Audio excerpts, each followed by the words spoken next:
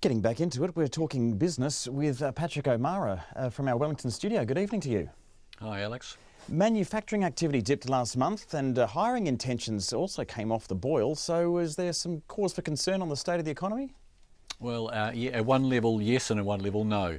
Manufacturing activity did drop to 54.5. It came off a two-year high, so it was down 4 points for the month.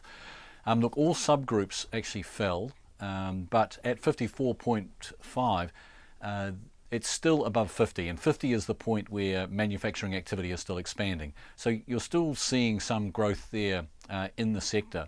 But I think possibly where there was some concern was with the employment one. Now that fell below 50, which indicates that or implies that firms are now considering not hiring or they're stopping hiring. And while it's only 1 month's data, and it does tend to be very volatile, I think the concern is that given that we've already seen a bit of business gloominess around confidence in the government's direction, whether this will be self-fulfilling. So I guess we'll just have to wait and see over the next few months to see whether hiring intentions actually turns into actual intentions and they do stop hiring people. Now, Patrick, there's been a lot of talk about the effects of climate change. We've had the zero carbon bill launched by the government, and Simon Bridges seems to be on board with it. But a survey of business leaders showed it didn't rate very high. Yeah, indeed, Alex. In fact, it was very interesting that you should raise that because we did have the Sustainability Business New Zealand Sustainable Council come out and also endorse that view by Simon Bridges for a bipartisan approach to climate change. But this survey that was done by the Chartered Accountants of Australia and New Zealand of 500 business leaders found that of the big mega trends, of which climate change was one, it ranked very low. Only 7% rated it very highly. What came out on top was actually technology change, and behind that was the ageing population. And I guess at one level we can actually, it does make a bit of sense. For firms, they're looking at their day-to-day operations and they're looking where they're going. Things such as technology offers both threats and opportunities. The threats around things such as artificial intelligence and robotics, or even 3D printing, they'll be wondering, will that challenge my ability to make money in the future? But obviously it offers an opportunity too to be able to cut costs and as well as look at their ability to scale up employees to do this work. The ageing population, again, makes a lot of sense. With your workforce getting that little bit older, where are the workers of the future?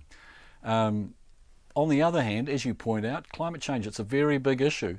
Why did it rank so low? And I guess it possibly is because the effects may be seen as indirect. They may see it as a government issue rather than necessarily one for themselves. But let's look out there. We've seen some much more intense weather. We've seen the effects of that on agriculture, and particularly in a country like New Zealand, which is heavily reliant on agricultural products, you would consider that to be a concern. You look at the disruption this weather can cost business and communities. So you do think that perhaps, if not now, then certainly in the near future, maybe it should rank a little bit higher.